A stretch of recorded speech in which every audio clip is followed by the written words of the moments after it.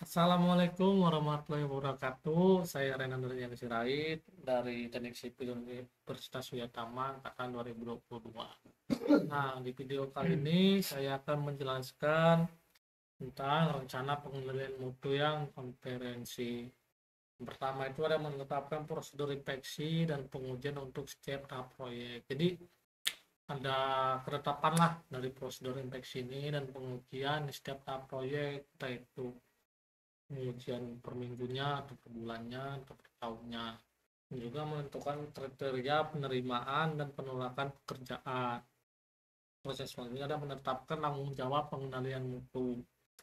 Terus yang selanjutnya ada melakukan peninjauan dan pembaruan berkala. Jadi setiap setiap minggu atau setiap bulannya itu ada peninjauan dan pembaruan berkala agar si proyek atau pengendalian mutu ini terjalankan gitu.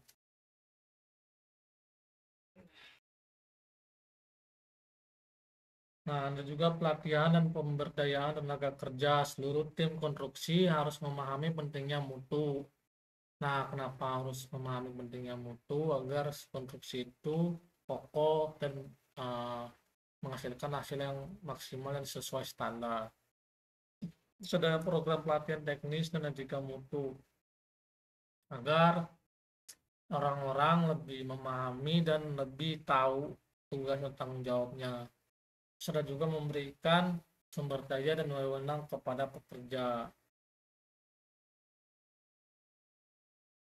Nah, ada juga protokol inspeksi dan pengujian. Itu yang pertama itu ada menentukan tahapan kritis untuk inspeksi. Yang kedua ada gunakan standar industri dan praktik terbaik. Yang ketiga ada dokumentasikan hasil dan tindak lanjuti segera. Jadi setiap kegiatan itu harus didokumentasikan, ditindaklanjuti buat kedepannya agar si proyek menghasilkan hasil yang maksimal. Nah, selanjutnya ada kolaborasi dan komunikasi. Yang pertama ada budaya kerjasama dan tanggung jawab bersama. Jadi dalam satu proyek itu semua pekerja itu memiliki kerjasama dan tanggung jawab bersama. Jadi semua pekerja itu harus kompak lah intinya. Ada juga komunikasi terbuka antar pemangku kepentingan. Ada juga fasilitas umpan balik untuk peningkatan mutu. Nah, selanjutnya ada pemantauan dan evaluasi kinerja mutu. Yang dimana yang pertama itu ada inspeksi, audit, dan umpan balik rutin. Yang kedua ada analisis data mutu untuk identifikasi masalah. Terus yang selanjutnya ada gunakan hasil evaluasi untuk perbaikan proses.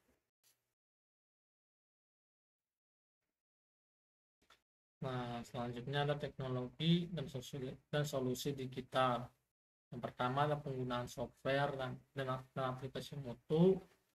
Yang kedua ada kolaborasi real time dan pelaporan otomatis. Yang ketiga ada analisis data untuk pengambilan keputusan. Jadi sebelum kita mengambil keputusan, kita harus analisis dulu apa aja yang harus kita putuskan dan real time-nya itu gimana dan pelaporannya itu gimana. Selanjutnya ada sistem dokumentasi yang komprehensif. Yang pertama ada dokumentasikan inspeksi, pengujian, dan ketidaksesuaian. Jadi apapun yang terjadi, kita harus selalu mendokumentasikan apa yang lagi kita kerjakan dalam suatu proyek. Terus ada juga repositori pusat untuk akses mudah dan juga mendukung komunikasi dan akuntabilitas. Selanjutnya ada pembelajaran dari proyek sebelumnya. Pertama ada tinjauan proyek masa lalu untuk identifikasi perbaikan. Jadi evaluasian proyek yang dulu lah buat gimana caranya di proyek selanjutnya itu tidak terjadi. Dan juga ada sesi pembelajaran bersama tim, dan juga ada masukan dari subkontraktor dan klien. Nah, jadi subkontraktor ini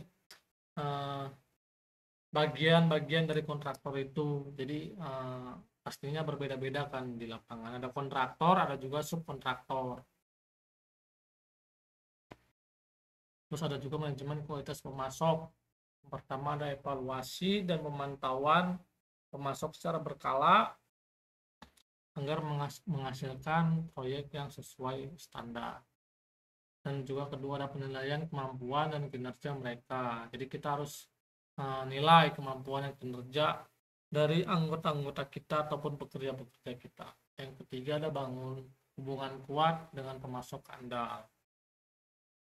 Jadi cukup sekian video kali ini. Wassalamualaikum warahmatullahi wabarakatuh.